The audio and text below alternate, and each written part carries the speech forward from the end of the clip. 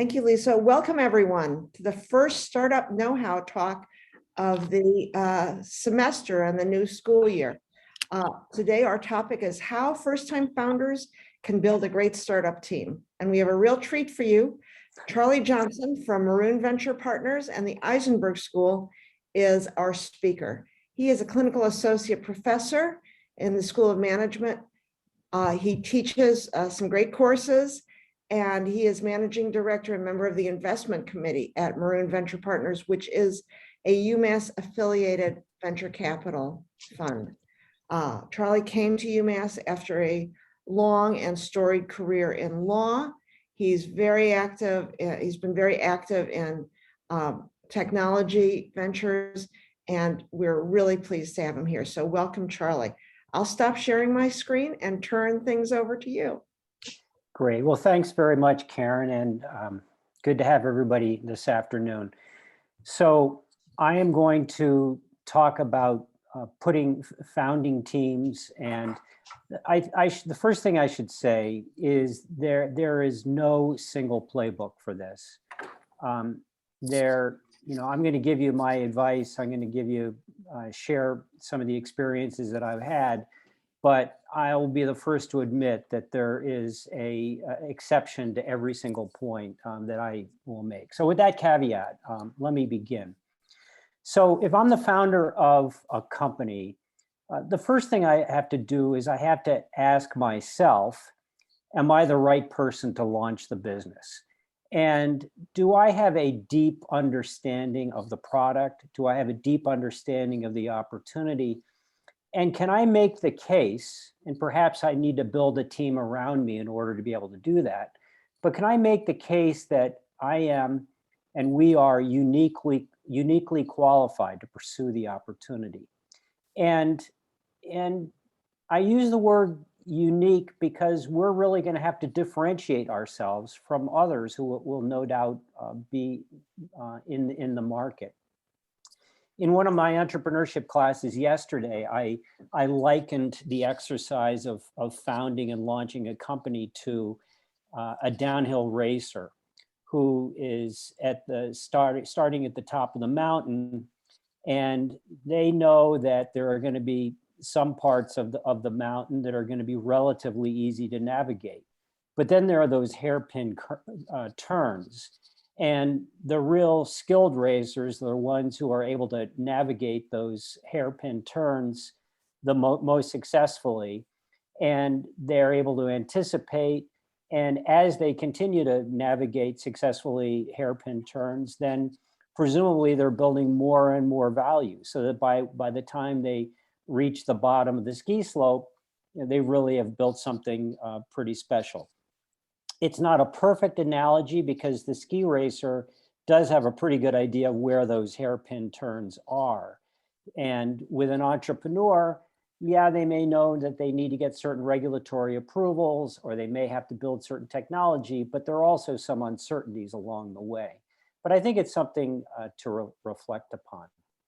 So I've satisfied myself that I'm prepared and to launch a business. And then the question is, do I go it alone or do I build a team? And certainly, I think it's easy to see that by building a team, I can have others with me who can serve as a sounding board. And I certainly am going to have others with me who can share the work burden. And I think that that's important. But I think what I'm really looking for and what I really should be thinking about is, how can I add value with that team?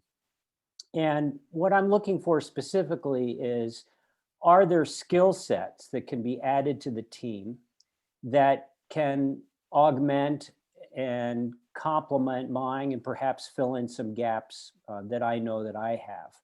Also, I'm hoping that my team members will be able to bring their networks, their social networks, people that they know who might be potential employees, potential customers, potential financing sources. Maybe my co-founder has some of their own financial resources or access to financial resources that may be helpful. And I think it's also important to understand that investors like to invest in teams. And so to the extent that we are building a business where we hope to attract outside capital, we're going to be much more attractive to outside financing sources if I'm not just a solo founder, but that I've got some support around me. I mean, what happens if something happens to me and the whole business is completely dependent upon my shoulders? It's just simply not going to be as attractive to investors. So what are the disadvantages? Well, clearly, if I'm building a team and I'm in a situation where, which is the common case, where I have to share equity, then I'm giving up some of that 100% equity that maybe I started with, and perhaps some control over the business. The other thing that is perhaps less obvious, but I think really, really important, is that it's difficult to assess partners up front. And that's one of the real challenges of building a team and launching a business. How do I go about picking the right partner? So I need to think about, what is the continuum of people that I might be able to reach out to when I'm choosing a partner. So certainly friends and family are the first places I might look. I might also think about coworkers that I've met along the way. And then there's also strangers. And there are benefits and perhaps risks that go with each. So with friends, presumably it's somebody that I like, they like me, we feel good about each other, we're looking forward to working together. Perhaps we might even think that we'll have some fun doing it along the way. The challenge with friends is that I may be converting what had been a social relationship into a business relationship. And if things don't go so well, I might not only lose a partner, but I might lose a friend. I think the other thing to consider is that in social relationships, it's often difficult or more difficult to have difficult conversations. Sometimes there can be elephants in the room that we're not comfortable addressing. And so with friends, that can be a challenge. Perhaps even more so when you're dealing with family members. You may see situations where there has to be a dramatic change in the nature of the relationship. I've seen a number of father-son, father-daughter, cousin teams where suddenly the way that they talk to each other is different. You're no longer, Jonathan Kraft no longer calls his father dad, he calls him Robert. And you can just see in that little instant that it's a different relationship. So you've got to navigate that. I think that a lot of folks would argue that the best place to find a co-founder is in somebody who you've had a business relationship with. And why is that? It may well be somebody that you've had an opportunity to get to know them, but you've also had an opportunity to observe them and perhaps work with them in a business setting. And so what have you been able to learn? You've been able to learn what's their work style, what's their work ethic. Perhaps you've learned something about their values, what's important to them. And you're also probably accustomed to having more direct, harder conversations with a business colleague than you are with somebody who you have a family or a close social, personal relationship with. I love the example of Janet Krause and Kathy Sherbrooke. Now, they were two Stanford Business School colleagues who, it wasn't a business relationship, but they had worked together as co-leaders of some student organizations at Stanford. And they decided that they wanted to start a business together. And they're both from Cohasset, Massachusetts. And they spent a number of days, I think a week or so, driving across the country, having deep conversations about the kind of company that they wanted to launch. Who are the types of people that we'd like to hire? What's going to be important to us? What about how are our families going to fit into this? What happens if one of us decides that we want to leave and start a family and no longer continue with the business? How much money are we willing to put into this? And on and on and on. And so they, in a very thoughtful way, had very deep conversations up front about the relationship. And ultimately, they started a successful business. One of them is now teaching at Harvard Business School, and the other one is advising nonprofit companies after they built and sold their business. So that's a nice example of people with a prior working relationship working together. And then, of course, there's also the possibility of bringing on somebody who you do not have any prior relationship with. And there are some websites out there that are co-founder matchmaking websites. And I don't know a single person who has found a founder that way, but I do know that they're out there. There's also some job posting sites, like Angellist is a really good one, where you can see people looking for different jobs in different locations and in different industries. I have found that where people have brought on new strangers, it's generally arises through personal networking. And a very good source of personal networking is to reach out to investors in the industry. So investors in the industry make it their business to know people in their industry, and increasingly venture capital firms, for instance, are becoming much more specialized in terms of investing in particular industries. And so they make it their business to know who are some of the strong up and coming people in industries. Also, venture capital firms run entrepreneur in residence programs, where maybe they have somebody who had a senior role in one of their portfolio companies that got sold, and then that person didn't go with the acquirer, and they come back into the fold of the venture capital firm and work with the venture capital firm to vet investment opportunities with an ultimate view towards going to run a company that becomes a portfolio company of the venture capital firm. So there are programs like that, and virtually all of the larger venture capital funds have those kinds of programs. So there's people like that. Now, there's some who might tell you, well, I don't want to get a key co-founder from a venture capital firm, particularly if I'm going to take money from that firm, because then there'll be an inside player for the venture capital firm, and there'll be questions about where that person's allegiance might be. As a practical matter, I haven't really seen that materializing into a problematic issue. I find that once people get under the hood and they start working for the portfolio company, they're trying to drive as hard as they can for that portfolio company, and that relationship with the venture capital firm becomes a thing of the past. But I mean, it's something at least to be mindful of. And then the question is, well, what kind of skill sets should I look for when I'm building a team and perhaps adding founders to my company?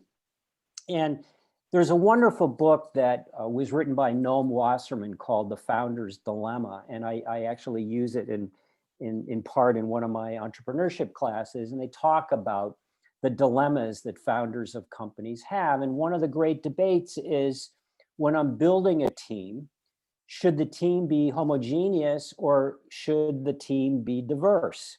And I'm not talking about, and I'm talking about functional diversity, really. I'm really talking about diversity in skill sets.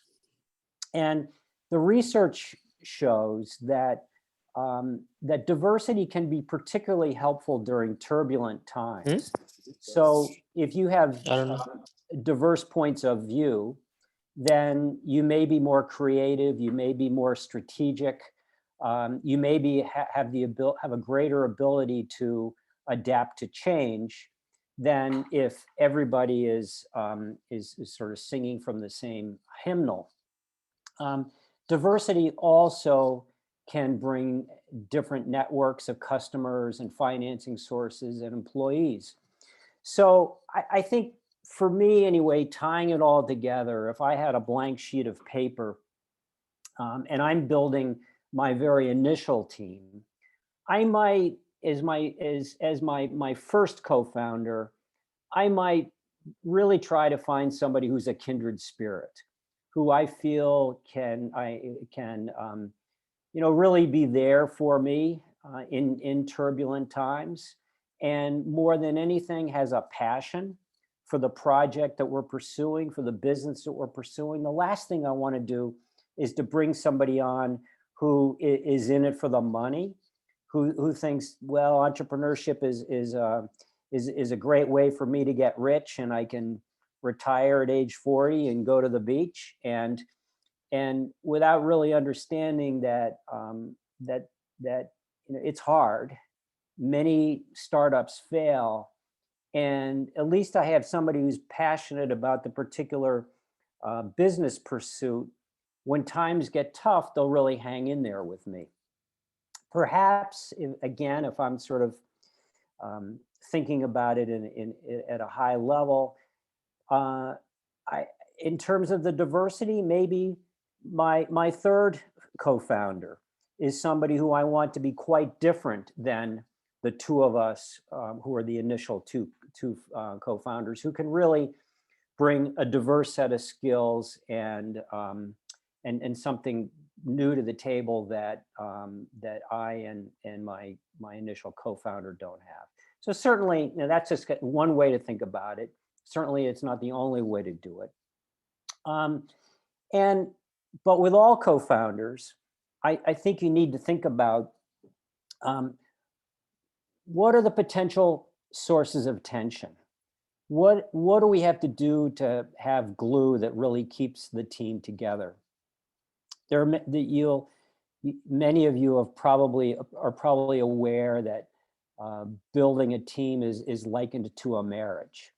And in some respects, I think that's right. And I think, those of us who have had the good fortune to be married for a number of years also recognize that, there can be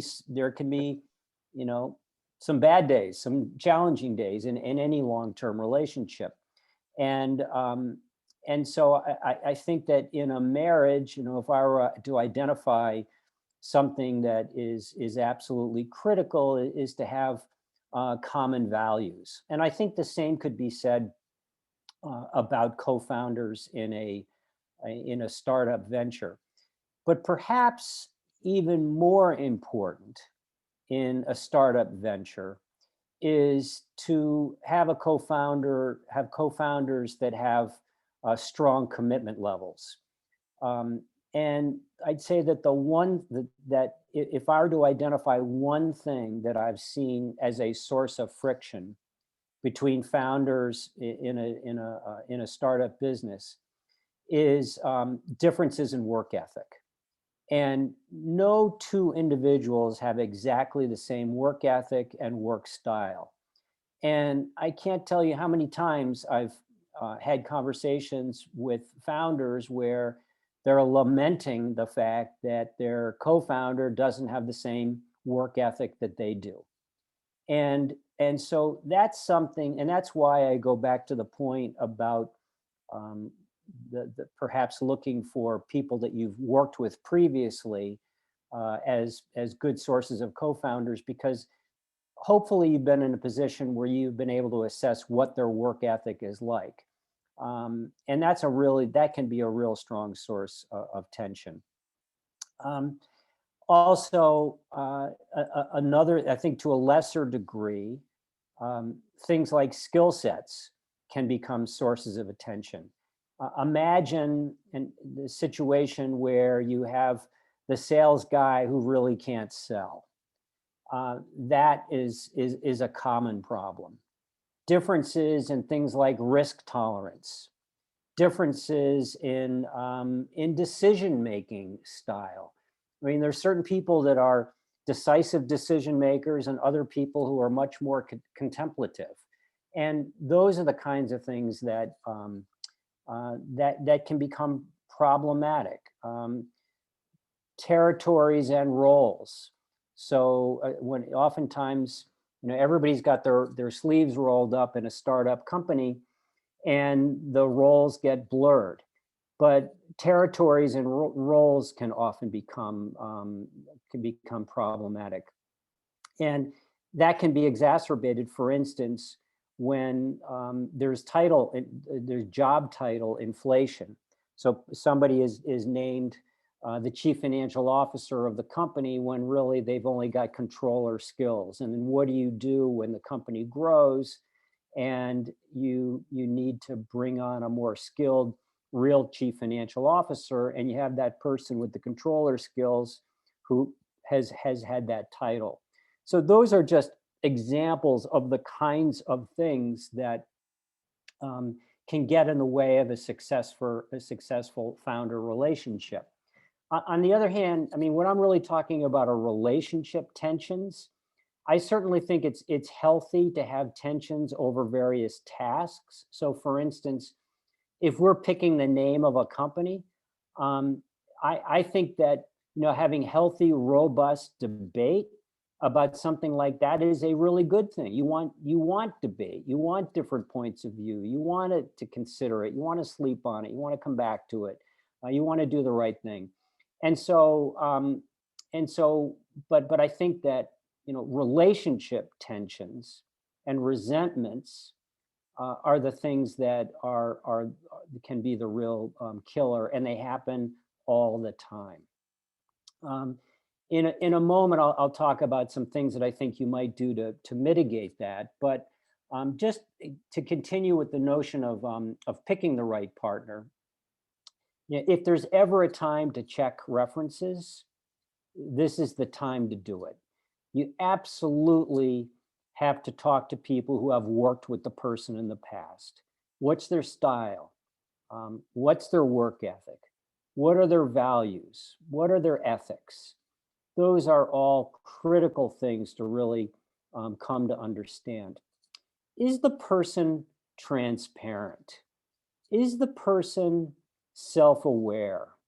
Or do they get defensive when they're challenged in some way, shape, or form? Are they open to input? Those are the kinds of people I think that you want to be working with in the very, very difficult environment of a particularly of a startup company. More specifically, I mean, some of the bad fits that I've seen is people who come to a startup sort of touting the contacts that they will be bringing to the table. And what I've seen that to be a disappointment many times, because others are sort of relying on or expecting those contacts are really going to materialize in a magical way and provide great sales opportunities and partnering opportunities for the business. And all too often, what happens is that you find that those contacts are perhaps come out of a different context. So you might have somebody who's coming out of a large company who's developed contacts in a large company, and maybe those contacts aren't really going to fit for the small niche startup company that's operating in a different context. I mean, maybe those contacts were great when that person was working with the large company, but when they're working with the smaller company, there might not be a great fit. And also, people tend to run through those contacts pretty quickly.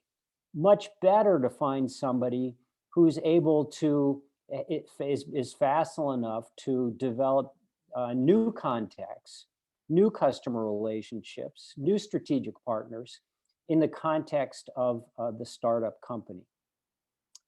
Another thing to think about, particularly I think with older entrepreneurs, is why aren't they, why, if they're starting business, they come to you and you don't have a prior relationship with them, you might wonder, well, why aren't they working with somebody that they already know?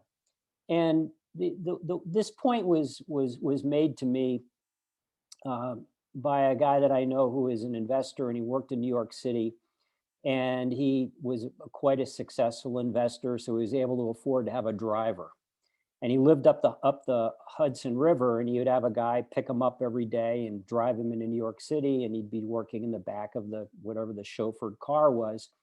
And he said to me that one of the most important relationships you have is your driver.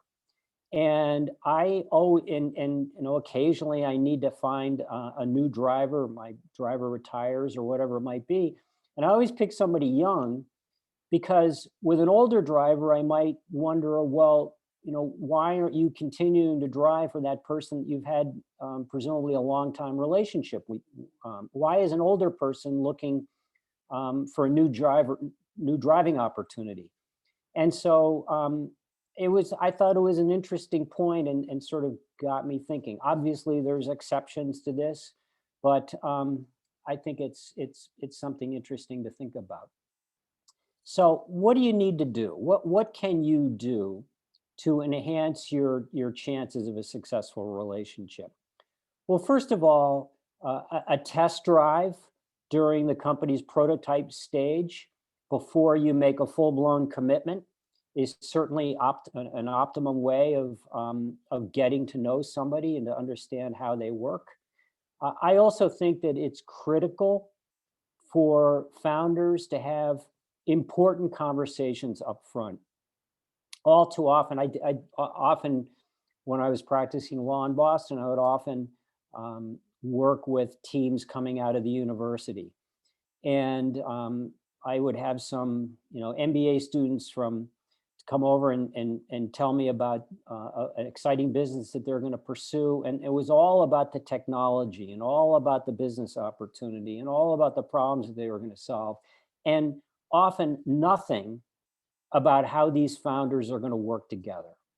And what are they going to do if one of them gets the proverbial big job offer from Goldman Sachs, or they fall in love with somebody in Seattle, or they decide that they really want to do, go to Costa Rica for 2 years and work in the Peace Corps?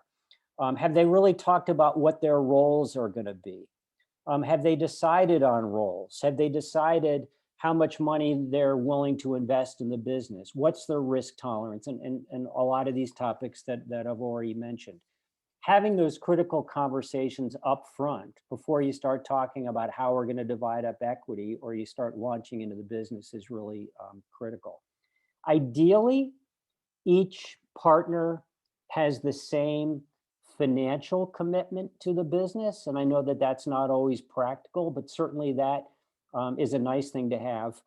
And one thing that goes, that's absolutely essential is to have a vesting arrangement for equity.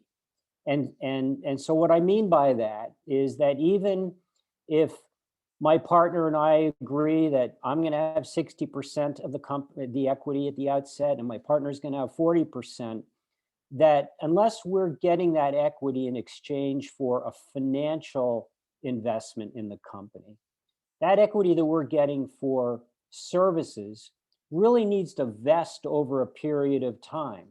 And typical vesting arrangements are 4 years. Increasingly, they're getting a little bit longer. Techstars is advising all of its portfolio companies to have at least 5-year vesting arrangements. But what it means is that if I've got a 4-year vesting arrangement and I leave the company after 1 year because I'm going to Seattle, that I get to keep a quarter of that equity, but 3/4 of it goes back to the company to enable the company to use that equity as currency to hire my successor and to be able to move on. And that should apply to all of the founders, not just the second founder that's brought on.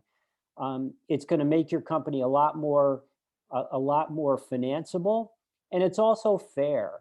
I mean, if one of the founders, no matter how large their equity is, leaves and leaves the company and then leaves the rest of the job to the other co-founder, then that person should be disproportionately benefit, or their portion should be reduced based on how much time they've put into it. Most vesting arrangements are time vested. You can also, if you're hiring people for tasks like to build a prototype, you can certainly vest based on accomplishment of particular tasks or reaching particular goals. So there's a lot more to be said on that topic, but certainly that's something that that you need to address. Now, Karen, in the preparation of this, asked the question, well, when is a good time to bring on an experienced CEO, and where do I find that person? And I think what you're really looking for, particularly as a company is getting off the ground, is somebody with some operating experience, and somebody who has had to manage a budget, who's had to manage cash flow, who knows how to navigate some of those hairpin turns, particularly when there are financial ramifications. It's not always a smooth glide down the hill. And evaluating that that person is and you can usually evaluate their skill sets from looking at a piece of paper. How they're going to fit with a startup company is much harder to evaluate, and that's where things like references come into become an important thing to look at. One of the debates, and Wasserman talks about this in his book, is should I get somebody with big company experience or somebody with startup company experience? And the challenge with people coming from large companies is that their expertise may be pretty nichey, and they may be very good in a particular sector, but they may not have a broad enough skill set to be working in across the many different needs of a startup company. And also I was talking to one of my students the other day who's working in a large company and sort of lamenting the fact that they're disappointed in their boss because all their boss does is to try to please his boss, and that he sees that there's just a lot of sort of people pleasers in a large organization, and that's how you can be successful, as opposed to some of the skills that are necessary in a startup company. So you really need to sort of think about where the person's coming from and what their what their background is. Another debate is, should I hire a generalist or should I hire a specialist? And certainly hiring the world's greatest cellist can be a mistake if you don't know whether you're an orchestra or a marching band. And so it really depends on where you are and what the particular company needs are. The research shows that at least half of key new hires comes through the founders network. And that's likely to be an important source. And as I said earlier, I think that investors who really know an industry, know who the players are in an industry, make it their business to do so, have visibility into many, many different companies. And maybe they haven't necessarily invested in those companies, but they're aware of companies that might be good fits in your space. I think that they can be really good sources of leads. So that's another question that was asked is, do I need to form a company in order to form a team? And I think the answer there is a resounding yes, because in order to be able to have equity, to be able to distribute to co-founders, you need to form a company to be able to create that equity pie that you can distribute. Another thing I might mention is that the effective use of an advisory board can be very helpful early on. you have to add, so what's an advisory board? Well, if I've got a medical device company, I might like to have an advisory board of physicians from well-known hospitals who may be speaking at industry conferences, who can talk about this latest and greatest technology that I've developed. And they can help vet the product and comment on the product and help me and provide some expert advice. The same thing is scientific advisory boards, technology advisory boards. It's critical to get people who are more than just names, who will actually roll up their sleeves and do something. Which I guess then brings me to Rudy Giuliani. So right after 9/11, when Rudy Giuliani was Time Magazine's Man of the Year, I had a client that was in the security technology business, and they thought that having the mayor of this well-known mayor of New York, who had relationships with law enforcement and mayors and state and local governments all over the country, would be really useful as they were deploying their security technologies. So my client and I went down to New York, and we met with Rudy Giuliani. And he said, "Yeah, I'm happy to be on your advisory board. And what I will do for you is I will go to one advisory board meeting a year, and I'll go to a press conference announcing my relationship with the company. I'll go to one advisory board meeting a year, and for that, I want you to pay me $1.6 million." And give me a warrant to acquire a 10% interest in the company. And this was a modest-sized public company that had a market cap of several $100 million. But he was looking to go to one meeting a year. He was looking for a 10% warrant in the company and $1.6 million. To which we said, "Well, we'll be in touch." So anyway, there are advisors, there are good advisors, and of course, we all know what happened to Rudy Giuliani. So anyway, there's good advisory boards and there's not so good advisory boards. So I guess on that note, maybe I will stop. And I said I would speak for 30 or 40 minutes, and we've got about 20 minutes left, and I'm happy to answer questions. Thanks. Thank you, Charlie. We have a couple of questions in the chat. Okay. And I'm going to ask people to unmute and ask, because we find that it's really helpful for the Q&A to be more of a conversation. Great. And then me reading the question. So Julian Lustig Gonzalez, you put the first question in, and I'm going to ask you to read. Hi, Julian.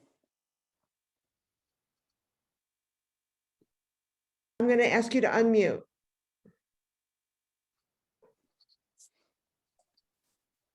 So I'll ask that because it was actually me. I'm not Julian, but my name's Keen. I'm part of the same company. I got the link from Julian, which is why I'm listed as such.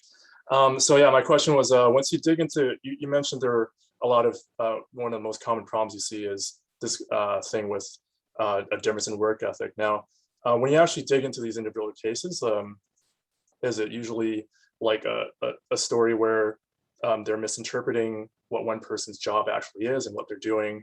Like maybe something that they're doing is not technical, but it's a lot of work, but the technical person thinks I'm doing all the coding. Like, so is it usually a source of misunderstanding, or just misunderstanding is the source of conflict, or is it actually a difference in work ethic?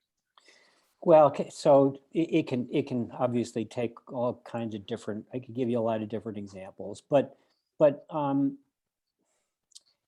and it's not necessarily that one person's a good person or the other person's a bad person, but I mean, people have different obligations in their lives, right?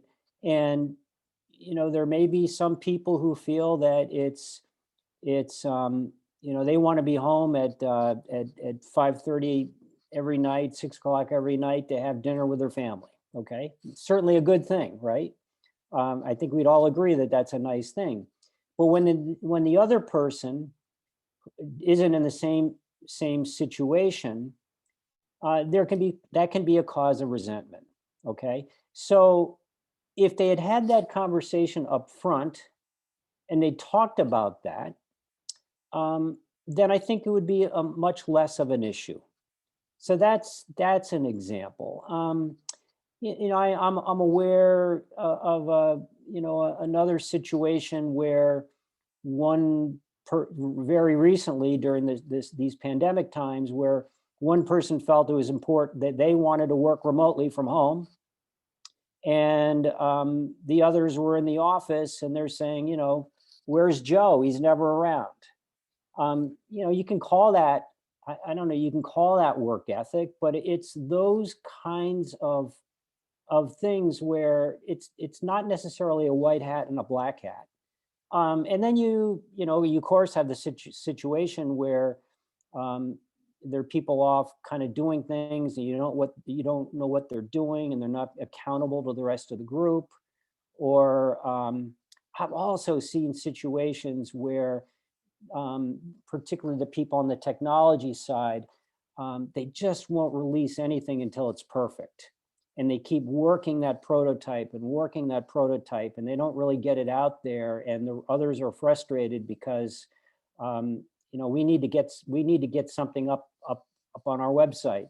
We need to start getting it out in commerce, and the technology people are reluctant to do it. So I could go on, but it's those kinds of things that can be sand under the saddle. All right, thank you very much. Okay. Radha Krishna, would you like to ask your question? Yeah, thanks a lot for the talk, Charlie. It was you brought up a lot of interesting and important points. It's all about relationship building at the end of the day. As a solo founder, I find a lot of the co-founder dating to be one of the most horrible experiences I've had in the last year or so. And what have you learned? For the most part, I've realized that I do need help. It's not like I can manage everything on my own, but I keep thinking of what the story of the co-founder would be. And that's how I think about it. So if a new person's coming in, are they adding something on the technology side, or are they bringing skills which I don't have, something like market evaluations, right? I can't do that. And so that's how I try to vet people and figure out, if there's a story 10 years down the line, if they're part of this company, then what is it that they've actually contributed to build this and make it into what it is? That's how I approach it. The question I did have for you is kind of we keep, at least I'm in the biomedical devices space, and I know a couple of other folks who've been in this space. And some of us have heard that, you need to have an experienced CEO, or else, you won't get any venture funding, or, we've heard I don't know who, it's the grapevine kind of a talk, nobody's told me that directly, but it's stuff you hear. So, and when you did mention, bringing in an experienced operator, I think that makes a lot of sense. But when you're a company that's growing, and also, I don't know, will this new person from outside actually be able to take your vision forward? So that was one part of the question. And the second part is, let's say I'm the CEO, right, for my company. How do I grow to be an experienced CEO if I just keep getting replaced by year one, a year two? It feels like a chicken or egg problem, because somebody's always going to replace me, because I will never be that experienced CEO who's going to lead the charge. So yeah. So I'm happy to talk about that. And there's sort of a lot going through my mind. So first of all, I think it's really important for you to be self-aware. And I think that it's perfectly understandable for you to sit down with investors and say, look, I really understand this product. I really, these are the things I'm really good at. And this is what I'm not so good at. And this is where I might need help. And a really good investor is going to want to do that more than just give you money, but they really want to be your partner, and they really want to help. Yeah. And so I think, as opposed to you going in and saying that I can do everything and not being self-aware. There's a lot of first-time founders who have been really, really successful. One of the questions that the people have asked me about is, well, if I'm an engineer and I don't have a business background, can I be a CEO? And I got to tell you, I've seen some engineers who are have been fabulous CEOs. They're really smart. They're detail oriented. They learn stuff. They ask questions. They're quick studies. They're constantly learning. Maybe they get a little bit of help on the finance side. They bring a strong CFO in. And there's a lot of first-time entrepreneurs who have done quite well. You know, one other quick story. I was working with a guy who was the head of business development for one of the very large biotech firms in Cambridge. And he'd been doing all these acquisitions for this large biotech firm. And he said, damn it, you know, I want to go start my own business. And he identified a business that he wanted to go acquire. And he was an expert at acquiring businesses. And he thought that this was an important market niche that he wanted to pursue. And I can remember we were sitting down with some investors together. And the investor looked him in the eye and the investor said, you know, look, you've got, you know the industry, you've done all these great deals for, you know, such and such biotech firm, but you do not have operating experience. And he said, look, and so what my guy said was this. He said, I'm going to have a huge stake in this company. And just as you are, if you invest in the company. And if I'm not getting the job done, I'm going to be the first guy to raise my hand and say, we ought to bring in somebody who can take the company to the next level because I don't have that operating skill set. And I thought it was a pretty effective answer. And maybe that's a good way to think about it. No, I think that's a very fair way to do it, right? Like, let's say I had like a huge stake in the company and I'm incentivized to like make sure it succeeds. So if I need to bring in somebody to like take charge of some stuff, I don't think that would be something outside the thing, but just being told externally that you need to replace without having any grounds for it is what I think the big question was, right? Like, but thank you for that response and that example. And where I think you can run into trouble is if you're trying to hang on too long. Yeah. And you're afraid to bring board members in because you feel as though they're gonna, or investors in because you feel as though you're gonna take my company away from me. And that's a pretty short-sighted view, I think. So we're going to move on to Leo Liu's question. Leo, would you like to unmute?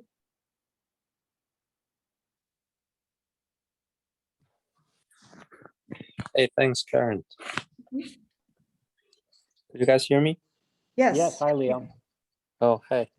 I just have one quick question. It's just about seeing many startup companies. So the question related to like, what's in general or your advice on the equity distribution for co-founders and the early hires? Yeah, well, that's a hard one. I think that there are equity calculators that you can look at that I'm not necessarily recommending, but they'll look at whose idea was it, who is, what are the various titles. They'll go through, you know, who's, if so-and-so left the company, what would happen to the company, and they sort of go through and allocate equity that way. So that's certainly one possibility. I think that when there are social relationships, more often than not, those tend to be 50-50 splits. You know, two people get together and they say, we're going to start a business together. What's absolutely critical is that you have that vesting arrangement so that you can adjust it. It's also, I think, helpful to have an experienced third party to act as a facilitator for that conversation, somebody who's seen a bunch of different companies.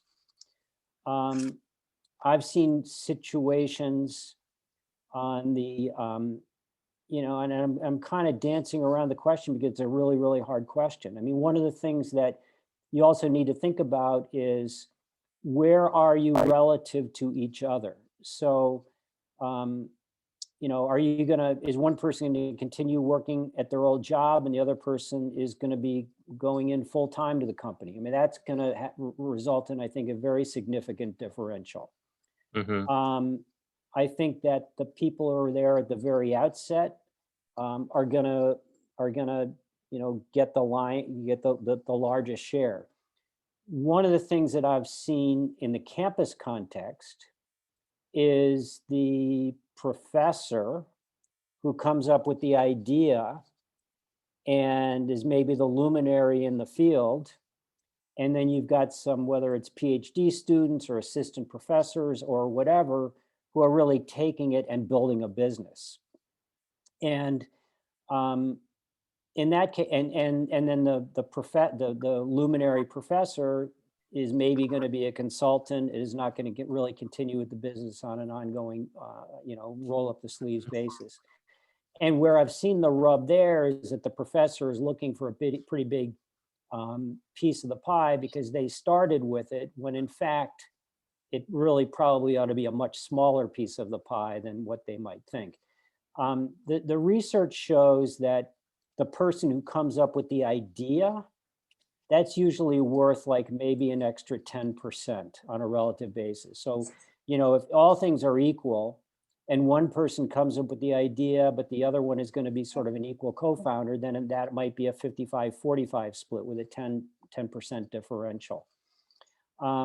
So those are just a bunch of random thoughts. I see. Thank you. So we have 6 minutes left. I have a couple questions, but before I ask anyone else, please unmute and ask your question. Hi, Good. Karen. Sorry. Go ahead. Karen, I have a quick question for Charlie, just 2 seconds. So Charlie, I'm curious, like if you're going to one of these pitch events, right, and you're talking about your company to an investor, is it better to show, projected revenues? Okay, so like, let's say you have a chemical, right, that you can use in pharma, but this chemical is also useful in other industries, like maybe cleaning and, just like low-hanging fruits. Is it better to show revenues from different industries? Would that make you more, I guess, more attractive, or is it better to focus on one? So, so one of the things to think about is you don't want to be, a mile wide and an inch deep. So I think that for a startup company, you really probably want to pursue a particular sector and do that really well. Okay. That being said, investors love platform companies where they can imagine, hey, if we're really successful in this particular sector, think about all these different sectors that we can pursue. So you can kind of tease that one out a little bit and suggest, once we're really successful here, then of course there are these other areas that we can go into. But I think in terms of your pitch, I think you need to really explain, how you're going to really be able to commercialize in the particular sort of first market that you're going to pursue, and that you're going to be able to do that really well and make a compelling case. And I think investors are a lot more concerned about how you're going to spend your money and are you going to do it efficiently and effectively, as opposed to revenue projections that they're not going to believe anyway. I see. Okay. So it's better to be good at one thing than to, but certainly by all means mention other possibilities. Okay. But let's not get ahead of ourselves. Right. Okay. Thank you for your answer. Sure. So Charlie, I'm going to ask you the question that might be on other people's minds, but people don't usually want to ask, which is the disaster question. Okay. What happens when you make a mistake? And you hire the wrong person? And you are on a team and there is a person who is just wrong. Well, if you're starting to think that somebody's not working out, it's time to let them go, right? I mean, if you're spending energy on that, it's time to let them go. And firing people is really hard. And I remember the first time I had to fire somebody, I actually cried, and they were like trying to make me feel better. So I'll never forget that experience. And so that's really hard. But I think that that so many of these relationships don't work out for whatever reason. I mean, despite all of the things that one other thing that I forgot to mention that I think is really an important thing to do is to create opportunities to address those elephants in the room. I mean, resentments are a real problem. And so one of the things that I used to suggest to my clients is that you commit to a time every year, like maybe every December when we're doing our budget and we're doing planning for the next year, that we spend a Saturday and we go off site and we talk about how are we working together.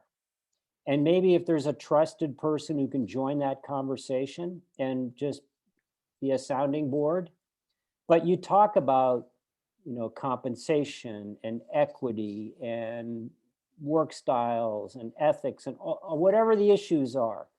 And you in a different setting, you commit to talking about those things because that just kind of lets some air out of the balloon.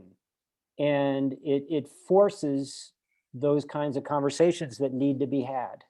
And I think that that's a useful thing to do. But I mean, I guess to answer your question, Karen, I mean, you've got to cut.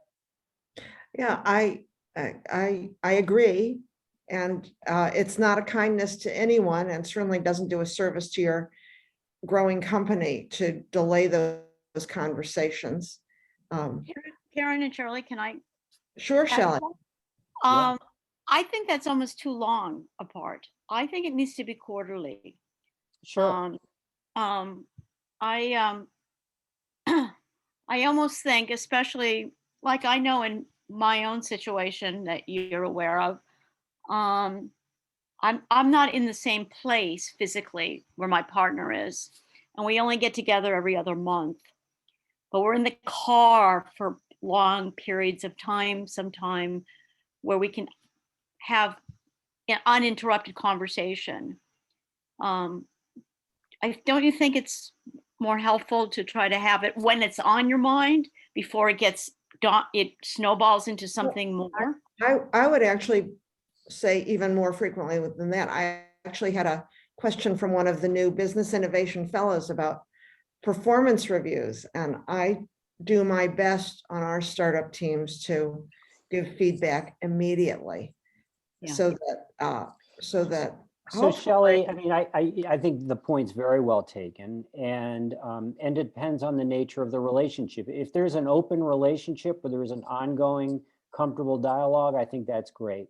What I'm really referring to are situations where resentments are built up and people are uncomfortable having the conversation, and they'd be inclined to never have the conversation. Mhm. And so if you force a date and you say, we're going to have tough conversations, and you put it more delicately than I just did, but we're going to have tough conversations at least, that first Saturday of December every year, then at least that person during October, November says, okay, well, I know we're going to be able to talk about it then. And we all have things that we might be reluctant to bring up. And it's nice to have a scheduled time when we can bring those things up. And that's Yeah. my point. Yeah. Well, and to take it just a step further, we've sort of done the bad cop, good cop thing with each other, on each other as we observe.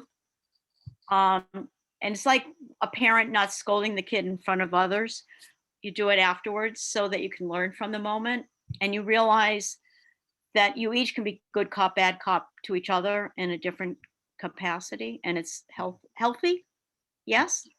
That is help. Yeah. So it's 5:01. We love that we had such a good turnout for this. We are really grateful to Lisa for recording this and for posting these talks. I'll remind everybody that Charlie's got lots of great classes you can take. Hopefully he will be back with us later in the year. I will also remind everybody that I-Corps at UMass is recruiting teams for the Jumpstart. Our deadline is September 24, that's Friday. And if you're interested in talking with me about that, I would love for you to reach out. I'll also remind you that IELTS Venture Development has a lot of resources for first-time founders and would-be founders. These talks, we have a website called Startup Navigator with lots of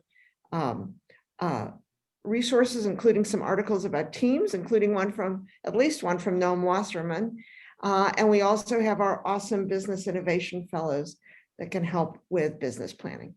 So, so with that commercial out of the way, thank you all. Thank you very much, Charlie. Okay, And enjoyed it. see everybody Enjoyed it. soon. Okay, bye.